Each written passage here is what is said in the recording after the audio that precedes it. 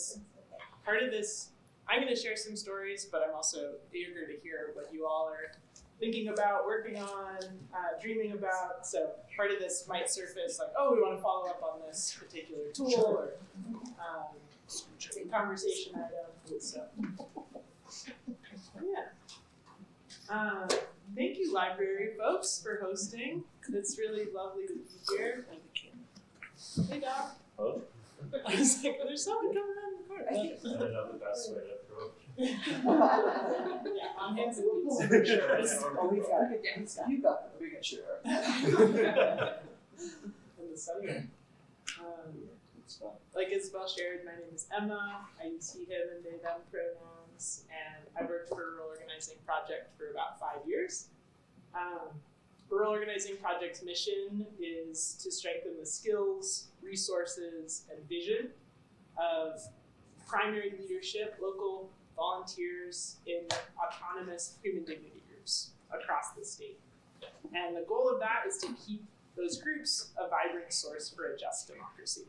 We talk about our work as advancing democracy and human dignity, and both of those things are really at risk or challenged in our current communities, current national sphere. What we want is to help, like we think people on the ground, people with lived experience of what's going wrong, have the solutions that will allow us to all thrive. And so we want to lift up folks that are seeing the issues firsthand and understand best how we might solve those, especially if we work together. So we're really eager to learn from one another, find common ground, bring people together across different perspectives, and get our hands dirty and make some shit happen. So, as I said at the very beginning, I'm going to mix a little bit of sharing stories with a little bit of asking you all to share stories or perspectives. This exhibit has 8 panels total, but we have 3 to kind of take a peek at today. So we're going to look a little bit at the physical exhibit. I'm going to show you some stuff that's on the digital exhibit that you could also go home and look at more of if you are curious, if your interest is piqued. And the exhibit, the physical one, is going to be up in the library for, Cheryl, do you know the answer? Is it going to be up for a month? A couple weeks? A couple weeks. So if you are interested, but you need to, we won't have time for everyone to look at all of the panels today, so you can come back and take a look at more later, or you could stay, maybe, I don't know, maybe they're going to kick you out when we're done with this. I won't tell you to break the rules on this one. So if we could start, and since it's supposed to be interactive, if folks have questions or comments or, hey, what does that mean? Please just jump in. There's no need to be polite or wait until the end. I'm eager to hear and make sure that any story I'm telling is clear and that you all add to it if you know part of that story too. So if we could start just with some quick introductions of everybody that's here. I would love to hear your name, maybe a hat that you wear in the community, but also why you were interested and chose to spend your beautiful, what day of the week is it? Your beautiful Tuesday evening in the library with me today. Does anybody want to start? I'll start and go around. Go around, yeah. Okay. I'm Chris Stott. I'm a retired teacher and I substitute mostly at the high school. I worked yesterday and today, so it's been a busy week already. I belong to the Lutheran Episcopal Church and I'm the scribe for the congregation and I play the piano on Sundays. I could probably go on a long time about that, but I won't, so that's enough. And why did you come today? Mostly because you called me. We talked 3 or 4 times on the phone. I'm glad to meet you through the mention. Yes, too. I'm Shanti Burdine. I'm a mom. Transplanted here from the Rogue Valley and kind of taken in by the Burns Paiute tribe. Seems like everything they do, they include us in. So, Oh, good. and I'm here to try to get connections for advocating for my son.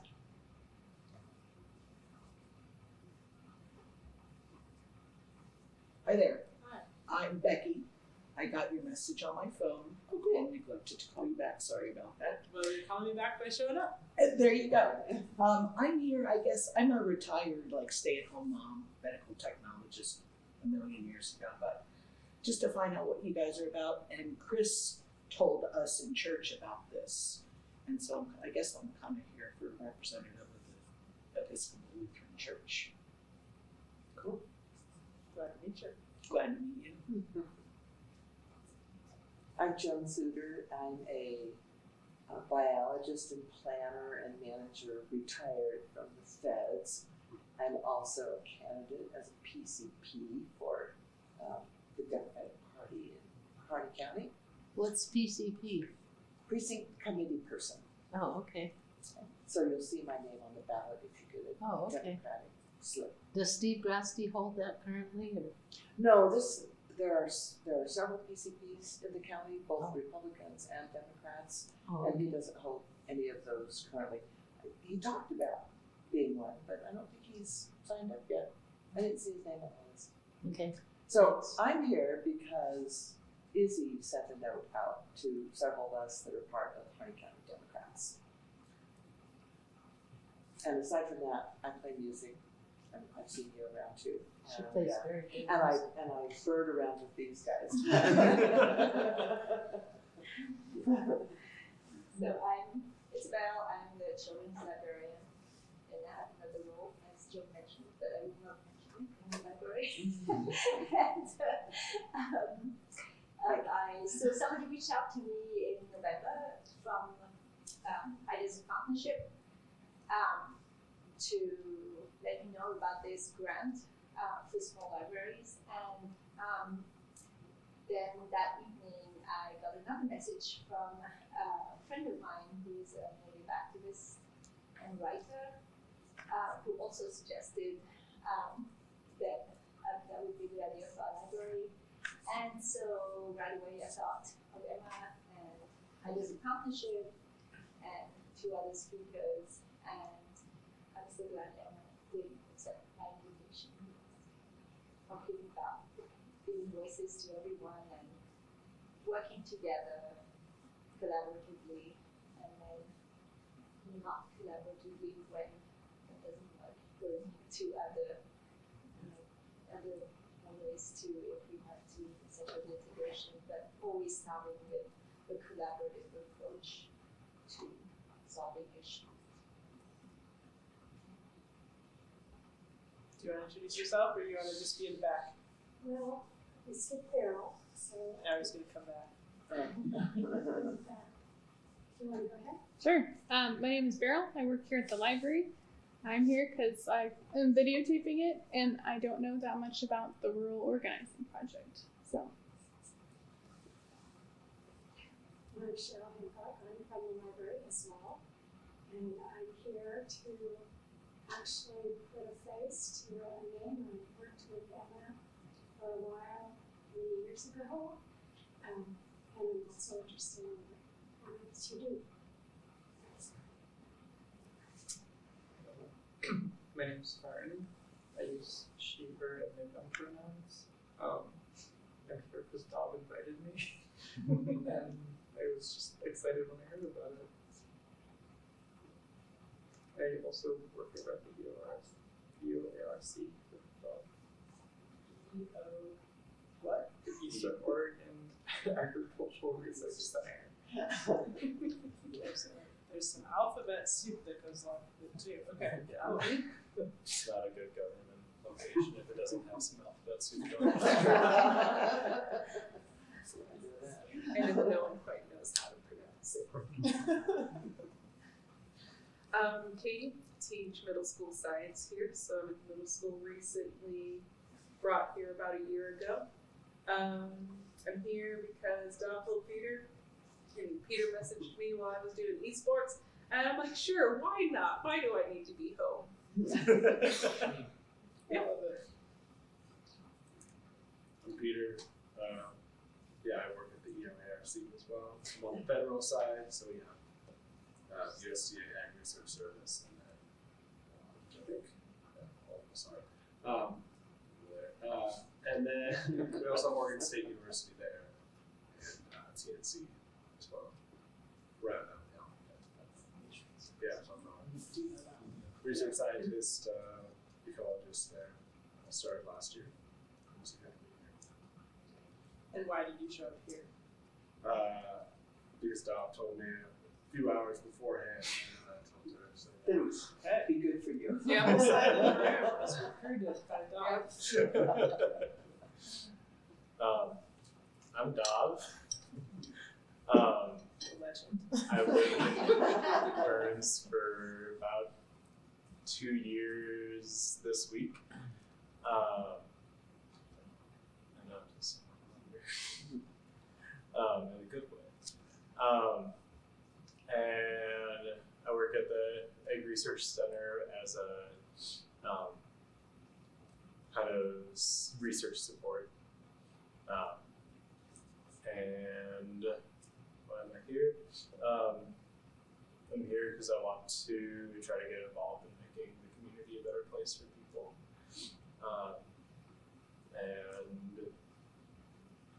And I also realized that there's been several people who have come to where I work for about a year that I haven't told about things. So I was like, oh, there's new people I can talk to and get to do things. Sweet. I skipped. My name is Josh Klein, and I also work at the research station. I've been working there since January as a biological technician, and been moving here full time to live in July. My wife will get over here; she's a school teacher. And I knew about this before Dav, so it was cool. Before he told me, but he also reminded me, and I really wanted to learn more about it. It sounds like a really fascinating project, and there's just some opportunities that I didn't know. So. What does your wife teach? Middle school science. Oh, I was hoping you'd say music. We're desperate for a music teacher at the elementary school. We pray for it every Sunday. Well, I wish you the best in that endeavor. Yes. Yeah, so if you know anybody that wants to come and teach music here, Just have to Well. call Sam. we'll remember you in heaven. How's that? School science teachers together. Figure out some clothing. Cool. So I wanted to start at the beginning of ROP, and then we'll move towards today or maybe 30 years from now. ROP was founded in 1992, and it was in response to a homophobic ballot measure called Number 9 that was trying to put language in the Oregon Constitution to make it illegal for state agencies or public resources to go towards promoting homosexuality. And they had a couple other groups that they wanted to scapegoat in there too that they decided to stop focusing on and just focus on queer folks. And that measure was all over the state, but the campaign that was pushing back against it, No on 9, would answer anyone that called from rural Oregon and said, yeah, you could come volunteer in Portland, or you could send us a check. And the folks in Burns, the folks in Scappoose, the folks in Baker City weren't very satisfied with that answer. They were seeing folks recruiting signatures for this initiative in their community at the post office or at the grocery store. And they wanted to do something locally. And so they did. They did their own thing and ended up getting connected to one another, mostly through one of our founders, Marcy Westerling, who was based in Scappoose, but went on these long road trips. I don't know if that panel is up here. One panel shows a map of all the different places she went to in the first year, and people got connected, people learned from one another's tactics, and we beat Measure 9. It did not pass. That language is not in our Constitution. Though people saw that from the beginning, the Oregon Citizens Alliance that was trying to pass this measure, they didn't give a shit about queer people one way or the other. What they were trying to do was to pick apart one group that they could separate off, and they could dismantle civil rights by doing that. And so when they lost on Measure 9, a couple years later, they turned to immigrants and tried to scapegoat immigrants next. And by that point, we were already a thing. After meeting 9, these groups got together and said, you know, this isn't going to be the last time that we need to work together and collaborate. We want to be stronger together. We want to stay connected. And so they founded a rural organizing project with the mission of keeping folks connected in this web, but maintaining that folks on the ground know what's best for their community. So they're the ones that are in control and calling the shots. So I want to share a video that talks about that 1996 ballot measure that was trying to limit the rights of immigrants in Oregon. This is so fun. This just got put on our. Oops. I don't think it's your fault. I think it's my coworkers that did this wrong. It just got put on our website. I remember the 92 thing. I was in high school in rural Oregon, and our English teacher had us separate into two groups and argue the opposite side of what we believed. And I remember just being shocked. It was me and one other person on the on the you can teach no matter what your orientation is, and I remember saying to a friend of mine, "No, you don't understand. You're on the wrong side of the room." It was upsetting. Wow, that's intense. Thank you for sharing that. So this is a video of Ramon Ramirez, co-founder of PICUN, Oregon's Farm Worker Union, talking about that work when the Oregon Citizens Alliance tried to scapegoat immigrants in 1996. We'll see if it loads. That's not very loud.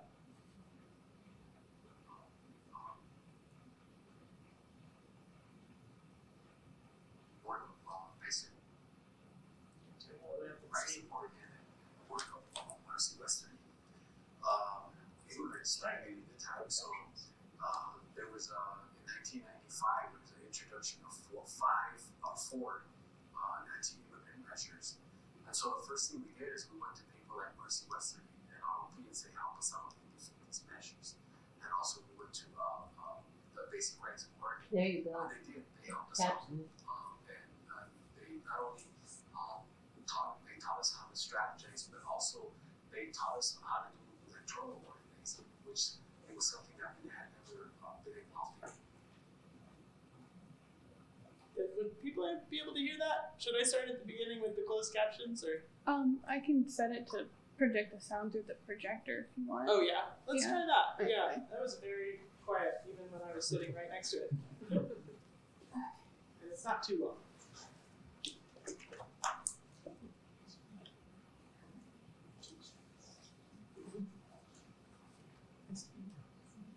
Thank you for your help on that. After Measure 9, Much better. Thank you. I defeated the hard work of Basic Rights of Oregon and the work of Marcy Westerly. Immigrants started getting attacked. So there was in 1995 there was an introduction of four anti-immigrant measures. And so the first thing we did is we went to people like Mercy Westerly and ROP and say, help us out and defeat these measures. And also we went to the Basic Rights of Oregon. And they did. They helped us out. And they not only taught us how to strategize, but also they taught us how to do electoral organizing, which it was something that we had never been involved in. So in partnering with Ramon, so I guess one thing that's not in the video is that this ballot measure was trying to ban undocumented people from attending school, from applying for driver's licenses, or accessing other social services. And so in partnership with PICUN, we formed this coalition called Latinos and Others United in Response, which had a nice LOUR acronym, LOUR. And this group brought together local chapters of national groups like Hispanos Unidos and the Mexican American Citizens League, along with human dignity groups that were unaffiliated with some national organization in Harney County, which is one of the reasons I wanted to highlight this, Jefferson, Grant, Deschutes, Malheur, Klamath, and Lake counties, so all over the state. And these partnerships across these different groups in different counties allowed LOUR to build power together and keep these anti-immigrant measures off of the ballot. They tried at the state level, they also tried at the county level, in both cases with the anti-queer and the anti-immigrant ones. So that's one snippet of what happened in the 90s that we were working on. These aren't chronological, they're more like theme-based. So I invite you to pick a panel, and if you are not eager to stand up, I can give you a flyer and you can scan it and look at one of the panels digitally. And we're just gonna spend like 5 minutes, so just pick a panel, take a peek at it, and then I'm curious to see like what feels resonant with work or issues that you're seeing today, and what is maybe surprising to you. So if we could stand up and choose one, I might move this one a little further away so more people can. You don't have to. And these flyers here. Spend a couple minutes. If anybody doesn't want to be standing and looking, there's a QR code in here. How do you use QR codes? I can show you. I'm gonna try if I can get it to work. So the first time I on my life.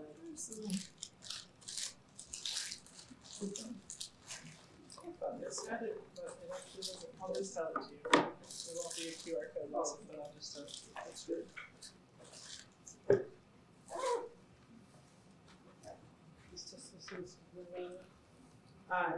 I read them before you got there. Oh, you read them all? Yeah. Okay. Do you want to look at a different panel that's not up? Oh. Sure. Do you have a phone that can pull up? It's fine, Jerome.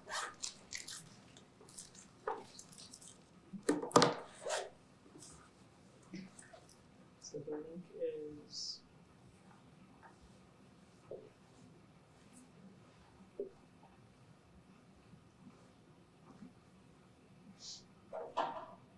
rb.org/bridging divides. All of them.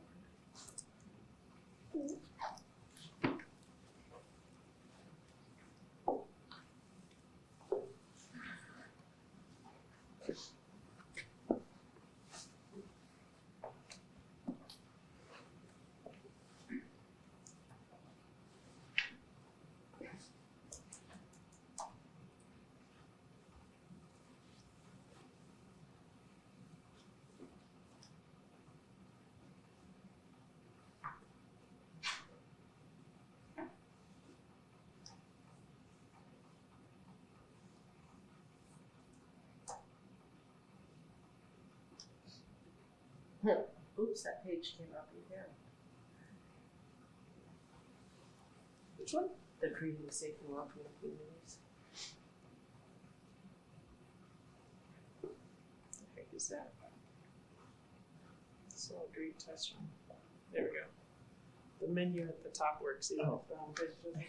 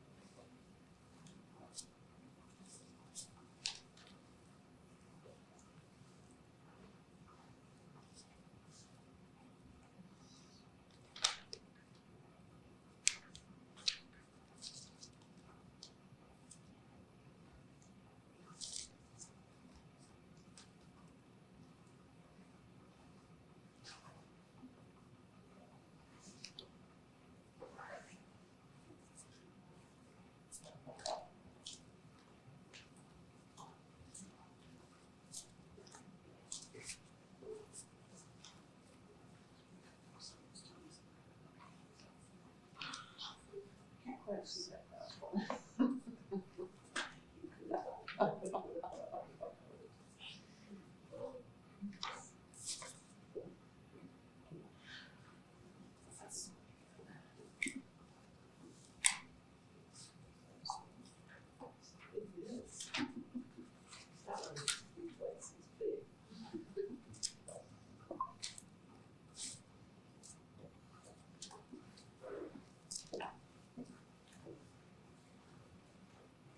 About the occupation. Serious. Yeah. Oh.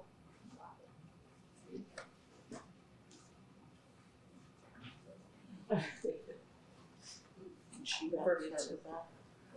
Yeah, so, we went to You know what this, ROP.org Okay. slash, was it building communities? Bridging divides. Bridging divides. That'd be a good one too. So I could do that on the computer. And then Emma, the first part was I about have a what question. colleges and If you have time. I wonder if we want to just come back together. It seems like a lot of folks. work and all the. Is it like a sentence? Post-structure Yeah. then. I didn't have it. Yeah, and then the second part was about the occupation. Which person? His name. Probably would vote. I think that's another person who's the. So that really thought it was, that's the area they should look at for right now, so it's good. I was at home doing it in college. Might have time to cut off. So it starts at 2. Maybe for this. ROP.org. It might be on the digital version. I love this RTI. All of it. And then if he doesn't, Okay. I watch her, like, put it on the sort of communities that I wouldn't go there. So what stuck out to folks? Okay. What feels like just. What did you read that you're like, oh, that feels like today, or oh, that's like something that shifted how things are today. I saw the occupation on here. I think everybody's aware of the occupation. Takes place here, though some of you came here after that. Oh, at the refuge? Mhm. Yeah. Yeah, that's on a different panel.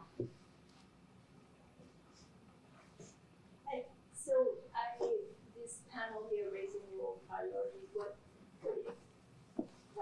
about me, why it resonates with me is that those anti-immigrant or anti-queer measures, what they do besides being cruel and undemocratic is they distract from actual problems. And so poverty, hunger, housing, lack of access to housing, no very little limited childcare. Those are real issues throughout rural Oregon, which affect our communities, but also affect communities in urban areas. And so when you have artificially created issues to mobilize people into dividing, into creating divisions, that keeps us from actually solving problems. And so, besides the issues of how immoral it is, it's just like practically speaking, it takes away from what we need to do is build a society where everybody has a decent standard of living and full equal rights. Yeah. I could see, Shanti, that the occupation was another way that was like creating this false issue. I don't know if that feels right. It was just a bizarre, school had to shut down. It was such a bizarre, these guys were pretty young, and I would leave them at home to go grocery shopping, which wasn't necessarily best choice, but I also didn't want to put them in any kind of harm's way. Yeah. Created a lot of danger. Or at least that sense of danger, whether there was or not, it created that sense. Right. Yeah, you're going to the grocery store and people are strapped, in the grocery store. It's like, why are you strapped in the grocery store, What else did people notice, if anything? I read the blip on the post offices, and maybe I don't know if that's cheated or something, because I think post offices in Harney County or Hines need help, and I think that's across the country. It just doesn't seem like they're getting the basic job done. I agree. I don't know if that's what you were looking for or anything, but kind of talked about it with some people last night, and they need to be better funded, yada yada. And they're raising the price of stamps every time they turn around. Nothing's better. Yeah, just a couple months ago we heard that they cut service even further for rural post offices. Really? They're not closing them because they got a ton of pushback when they did that, but Yeah, they're picking up mail less often. Sure. And things are changing, times are different, and people out in rural areas don't get that, and so all of those things. It's my pet peeve, maybe. Sorry. I'm with you. I feel the same way. Sometimes I'll be waiting for a package for quite a while, and I'll finally go up to the window and say, "Do you have any idea what could have happened to this?" And more than once, they've gone around the corner in the back somewhere and found my package. Yep. Just sitting there. Sitting there. Yeah, sitting there. The one thing I noticed. Oh, do you want to talk more about the post office? On that first one is that today Oregon has both more millionaires and more people struggling with food and housing insecurity than ever before. Such a wide gap between haves and have-nots. That really struck me.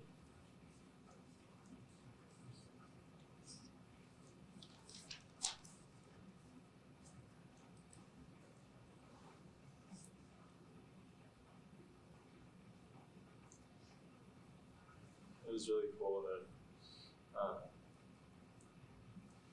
to address the hunger, people were able to see that like the application to actually get the assistance was a huge barrier to people actually being able to get the assistance and being able to put in the work to make the change. So that people were able to get food assistance because the application was made achievable for someone who's in need of food assistance with what they need in their lives. Well, and I didn't know about that, but my understanding is you have to have an address. Is that no longer the case? That might still be the case. I think this one's from the 90s. Because that's a barrier for people if they don't have an address. They definitely need food. Yeah. Maybe that should be the next campaign. Yeah. There's Are there other things? Should we go to the next piece? Cool. This is a picture of some of the folks that were in the original LAUR. Just wanted to hand it back since that panel's not out. Oh, thank you.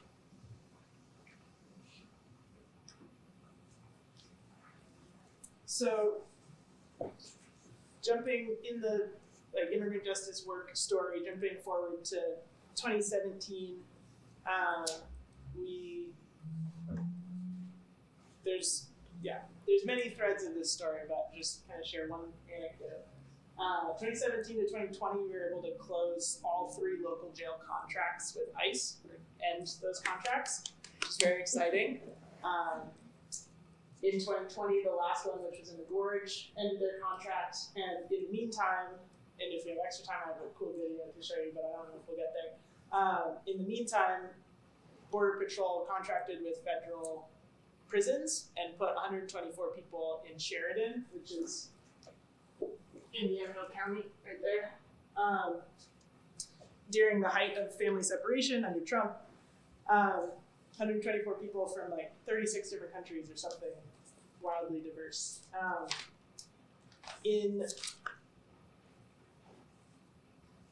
don't have the number. It was 6 months or 9 months. It was like June to October, I think, however many months that is. We were able to win the release of all 124 people. They won their credible fear interviews, which is a step you have to take to prove that you're a refugee. And that campaign was both powerful in and of itself, but it was also part of this statewide effort to make sure that no one was being held in detention in our state. And once those contracts were done, once people were out, we did a round of interviewing each county sheriff, and not every single county participated, but many folks participated, and we were looking at how else is our local law enforcement collaborating with federal immigration and taking those local precious tax dollars away from the things we need them to be doing to support a multi-billion-dollar federal agency that I think has more money than they need. And so we were looking at that. Oregon had a sanctuary state policy on the books from 1980 or 81, but clearly something else was going on if there were contracts with local jails and ICE, and we knew there was other collaboration happening. So we asked all these questions of each county sheriff. What are you doing about sharing information? What are you doing about releasing people into ICE custody? It was like a 3-page long questionnaire. And we compiled that and identified what are the major loopholes that police are exploiting or gray area that they are sitting in without having to say one way or the other why they are doing that. And put them all into a law called the Sanctuary Promise Act. Sanctuary Promise Act was passed in 2021, signed into law in July, thanks to lots of local advocacy from all over the state, as well as partners in the legislature. And unfortunately, a year plus after that, we were still hearing about collaboration. In Cottage Grove specifically, which is a small town south of Eugene, we heard multiple accounts of collaboration and detentions happening in that community, and the folks that organized there went to the police chief and said, what's going on with this? We passed the Sanctuary Promise Act. Even before that passed, you said you weren't working with ICE. What's going on? And they said, no, don't worry, we're following the law. Here's our policy. And they handed it to us. And that policy was blatantly illegal. We shared it with our lawyers, and they were like, this doesn't even follow the 1980s law. What the hell are they doing? They're so confident in their illegal policy. And thanks to the Sanctuary Promise Act, everyday people are able to now sue their police chief or their DMV employee, or I guess not the employee specifically, but the office, whatever the public agency is that's breaking the law. And so we sued the Cottage Grove Police, the city, because they oversee the police, and we also wondered how many other places think that they're following the state guidance, and they're not. So we did a public records request and found that all those big guys are out of compliance. And I think part of this is the Department of Justice has not offered them model policies to put into place. And part of this is maybe they have 101 state policies that they need to be in compliance with, and part of it is maybe they don't really want to follow the law. We gotta find out, every county by county, what's the reason. But a couple months ago, and you can see this visually, but that's more than 2/3 of counties that are currently red. Was that Deschutes County? Deschutes is blue. Oh, so it's the one over Crook is red. Oh, Crook is the one with all the jagged lines. This one's the crooked one. Right. Harney, Grant doesn't have a policy. So that blue one over there is Deschutes. Okay. This one's Deschutes, yeah. Which Okay. I'm skeptical they're following their policies, but their policies on the paper do look good for now. Oh. It's Ben. Ben's pretty progressive. Their police department Is not. Oh. Yikes. So we won that lawsuit. Actually, talking about collaboration, very shortly after, well, lawsuits take a long time, but over the course of last fall and this winter, the city and the police were really collaborative in figuring out what a new policy could look like. And we ended the lawsuit without having to go to court. And I think like everybody is really happy with what the new policy says, and it's the best immigration policy that we could dream of, honestly. Like it says that they have to do annual thorough trainings of all staff that are city employees, and it's very clear about how they can follow the law and what they're not allowed to do and what they should be doing, which is really exciting. We have this model policy now that we can share with other cities. For counties, Cottage Grove doesn't run a jail, and so for counties that run a jail, there's pieces that aren't necessarily there that we would want to add in to be able to say, hey, Sheriff, here's your perfect policy, go implement it.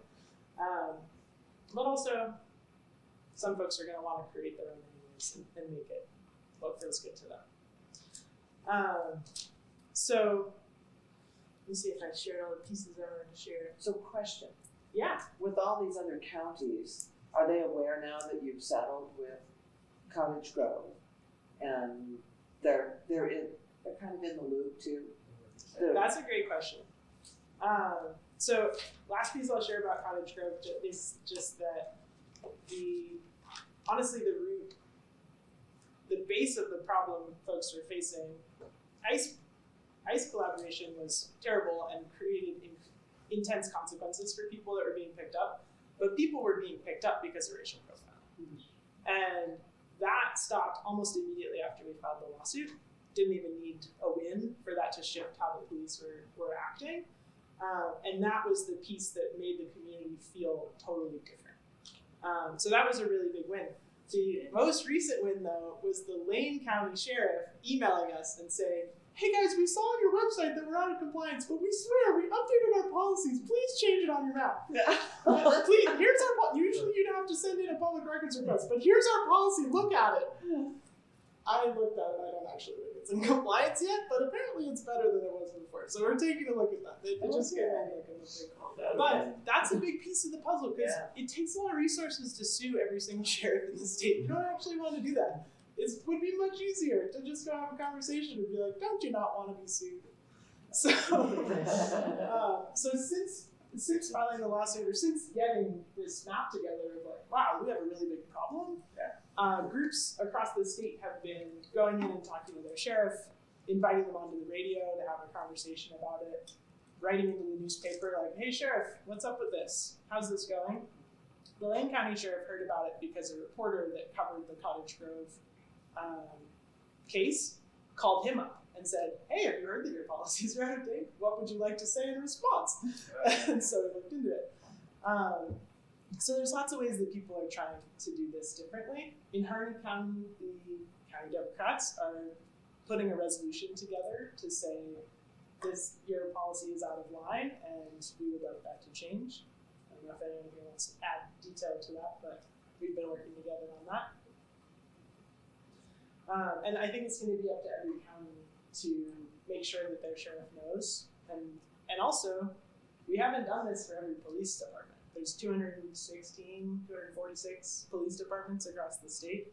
We don't have the capacity to do it. So it was just egregious in Cottage Grove, and that was like your the one you picked to work on. So that was a city, and then the others you're mostly looking at a countywide basis. We did this records request because our partners at Innovation Law Lab, who offered to support with this project, were like, yeah, we could do that for all 36. And we said, how about all 216 police departments? They're like, yeah, no, we can't do that. Yeah. But we have the template. If anybody wants to do that for their city, we could. Yeah. What's that big county right below the two blue ones on the left side? Two blue on the left. This one's Lane. Yeah. This is Lane County. Is that Lane? So this is the sheriff that just emailed us and said, we swear we're in compliance, but I'm not so convinced. We're looking at their policies. Some of them are like, some people sent us like 500-page long policies. Harney County's is, these are pages. Where did mine go? Oh, it might be in my car. But it's a lot shorter. It's like the length of this one, 9 or 15 pages or something. So I did want to talk just very briefly about the resolution that Harney County Democrats have put together, and I know that Mark Hauser worked with you a lot on drafting that, and we did, our committee voted that we are going to supply it to the county and the sheriff department, and we haven't done that yet, but we should be doing that within the month, and so that always takes a little bit of bravery to get, at least for the county, to get on the agenda and be able to present something like that. So you're getting on the county commission meeting, public meeting agenda? Probably, yeah. Oh, We don't county know. court? Is it a court? Court, Okay. right? With the commissioners. Who's the county judge? Judge. Joe Hart. So wanted to share that example. Happy to share other examples, and I assume these panels will be up. Maybe they'll mix them up, which panels are up different weeks, or maybe not. But I would be curious to kind of go back to that question of like what resonated for here, and just ask like, what do y'all want to work on? What are ways to take action? What are ways that we could build common ground in Harney County? There's like 5 or 10 minutes till 7, but I don't have anywhere that I have to be at 7. Can you just back up? Yeah. LOUR, I never figured out what that stood for. It stands for Latinos and Others United in Response. Oh, okay. It was the group that was pushing back against the anti-immigrant. Right. It was the kind of leadership that was pushing back against the anti-immigrant ballot measures. Yeah. Yeah. They had a nice pink newsletter.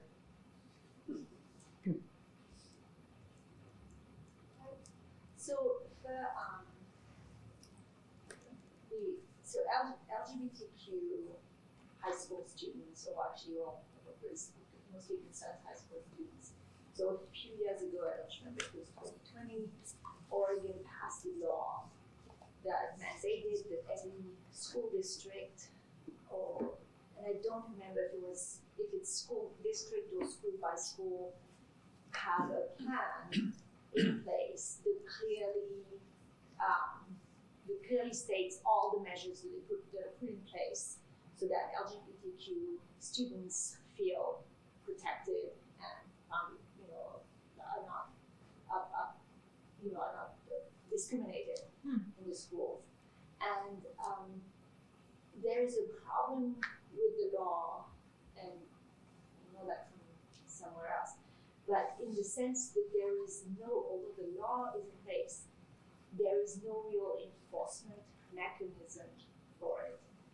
And I know for a fact that there's a school in our county, for example, where there is, I don't think it's spelled out, but there is a de facto ban on any books that contain LGBTQ characters or that are written by LGBTQ authors. And so I don't know if Rural Organizing Project has looked at that aspect at all, specifically that law. I mean, I spoke last year with state representative who is the chair of the education committee. Who's that? Oh, I'm sorry. And okay.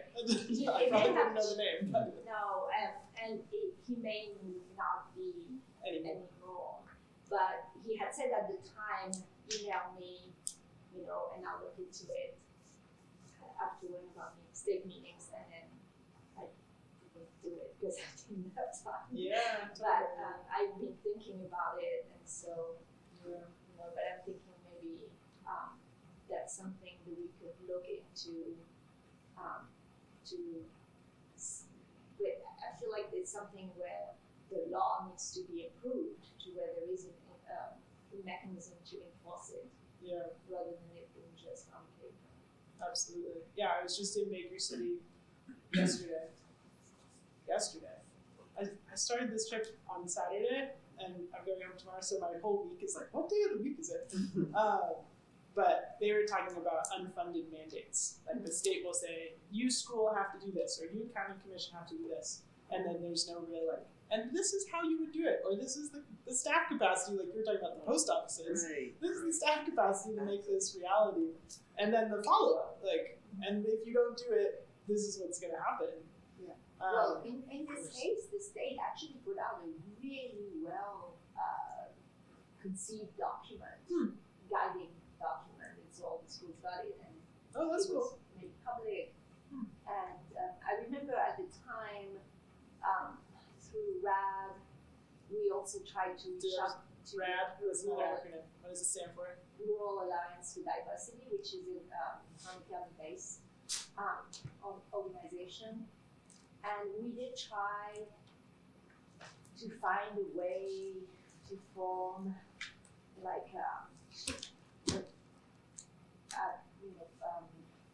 LGBTQ group at the high school, underground high school, that would look into that. But I don't think we were able in the end to actually, create the right mechanism to do it locally, but it's the school where the problem is claimed.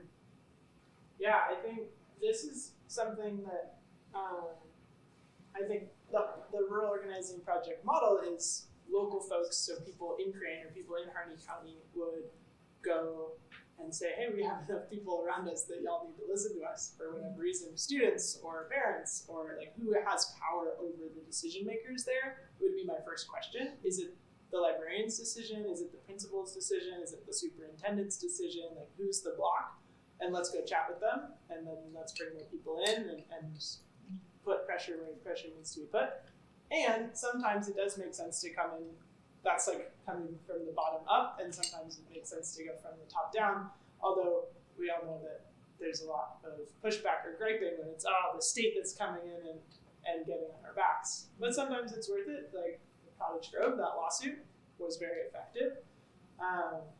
And yeah, I think we've been seeing book banning attempts in many parts of the state, some of them against queer content, some of them against content that includes non-Christian religions or people of color. Oh God, people are so scared that we might have multiracial communities like we didn't already.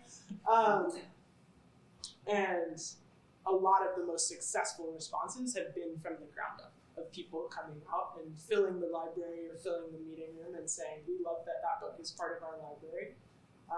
And some of the other very successful responses, I don't know if I have it here, some libraries are putting in really proactive policies so that if someone questions a book, they can say, oh, we have a process for that. Here, you have to go talk to, in Baker City, you have to go talk to the director and have a conversation about why you are concerned about that content. And then if you have that conversation, you still want to ban it, you have to fill out this 14-page form that's saying do you consent, or you know that if you submit this, your name is going to be made public, and all these requirements that so far Baker has not had a book banning attempt. And I think school libraries are another place that this is happening. Kirk County being one of the places that's had really intense pushback about school curriculum and school collaboration with the county library, schools prioritizing theater, all sorts of ways that the folks that now run the school board are trying to limit public education and access to freedom of information, freedom of expression. So yeah, that was a long way to say happy to support. My efforts often go towards like, how do local folks want to take this on, and how can we make that happen? I think with school or book banning specifically, it's enough of a statewide pattern that I would be curious to talk to whoever it was that you were mentioning, or someone for the Department of Education, and see if there's some way that we can pressure them as rural communities across the state, saying this is an issue, y'all need to take it more seriously. But I don't know what that would look like, and I'd like to, learn more about what it could.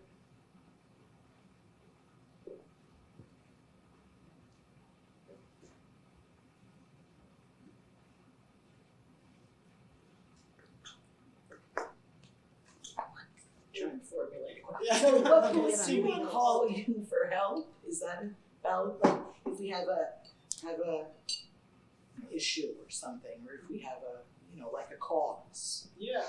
But we could use guidance maybe or something. Yeah. Totally. I mean, I got a lot out of just like talking, you're advocating, talking, like our sheriff issue and stuff like that. But is there a point that we call you and say, we've got a good group here and this is our thing? Yeah. Is that I'm gonna pass things around. This sheet is a little bit more about what happened in the last year, and on the back is a map of member groups. You could just have an idea and call me, and then my first question would be like, okay, how do we build a group around that? Right. Or you could say, hey, we have a group. Like some organization maybe. Yeah. Yeah. Okay. Well, that's in your name. How about that? Yeah, and I have business cards too. They're on the table behind you. So if folks want to take a card, you're always welcome to call or text me. I have enough. I think I counted out enough for everybody. But yeah, I feel like I'm excited to just put faces to names and get to know all of you. If you want to check the RapNet box to get our emails, we've tried to put out stories of how communities across the state are trying to make their communities better and advance human dignity, advance democracy. And yeah, there's 150 million stories I probably could have brought in today, so I appreciate y'all bringing in what you care about, and would love to